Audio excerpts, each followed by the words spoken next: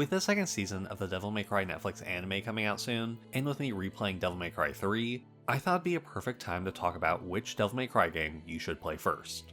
Because honestly, there are a couple of places I think you can start. And the first game I want to talk about is the game that a lot of people picked up when the first Devil May Cry anime season came out, and that is Devil May Cry 5. And I gotta be honest, this is my favorite Devil May Cry game. It just does so much right in my opinion, and I think it's so beginner friendly in terms of difficulty and like learning the combos and everything, that it does make it a good place to start. You get multiple characters, campaign's really good, story I think is up there with some of the best of the series, but honestly I don't know if this is the place I'd fully recommend to start, because you're at the end of the story. You're gonna miss a lot of the like character moments if you've just played this game. I don't think the story hits as hard if you haven't gone through the like 15 years or whatever of story that these characters went through to get to this point. As much as I love the story, I just don't think you can love it as much if you haven't played through the other games. Like even Nero's story just feels like you're in the middle of it, and let alone Dante's story. While it's a good game, I just don't know if I can recommend this game to be your first one if you want to have like a broader choice. And now Devil May Cry 3 is the first game chronologically in the series, so obviously that seems like a really good point to start. It's also considered one of the best games in the series.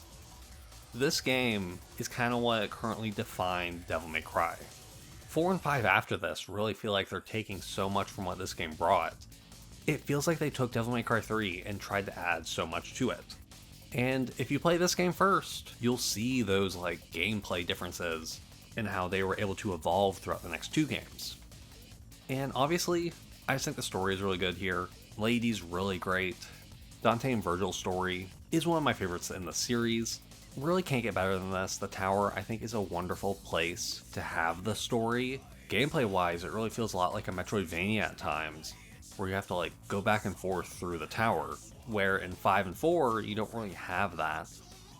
This is the first time you get Ruben as Dante's voice actor too, so you get to see like him grow as a voice actor, even though I think he is really good in this first time as Dante.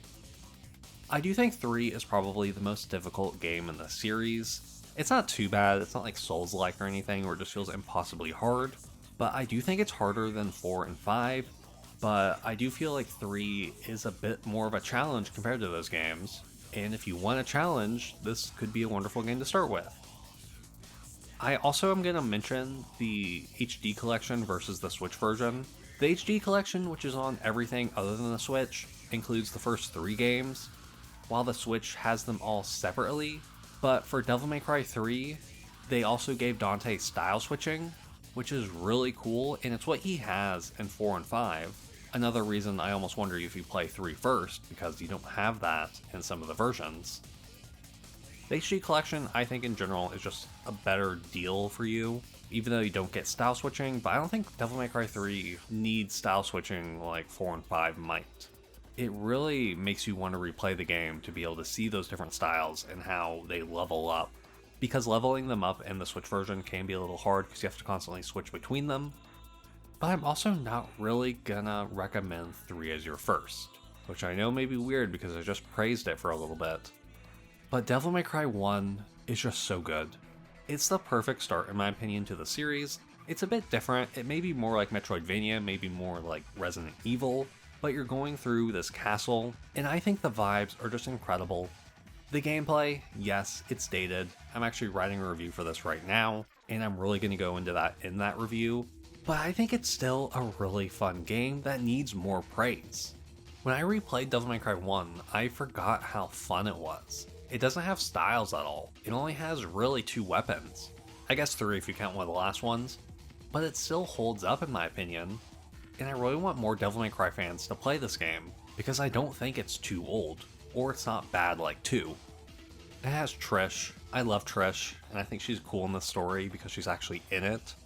And I think the whole mystery and the story within it is pretty interesting, especially if you don't know how it's going to end. If you don't know anything about Devil May Cry, go into this game. It'll be a fun time. I also don't think it's too difficult. Again, it is pretty difficult. I feel like you kind of have to rely on some items if you want stuff like respawning outside of a boss door. I try to play these games with no items, and Devil May Cry 1 is definitely a bit harder in that aspect.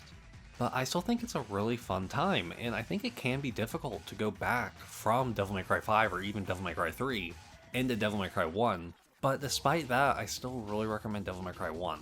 I think it has a lot of charm to it, and I don't know if we necessarily need a remake for it. I think there are aspects that could definitely be improved upon, but I just kind of like how this game plays compared to the other ones. Not to say that I don't like the other ones, because I prefer the other ones, but this is a bit different. I just want more people to be able to experience it. But yeah, the 3 main games I mentioned, 5, 3, and 1, I think are all good places to start. I just kind of prefer the opposite order from that. But I feel that 1 is just so special in a way that the other games don't have. I think they all have their quirks, and I just think Devil May Cry 1 can be a harder game to get into if you've already played the future titles.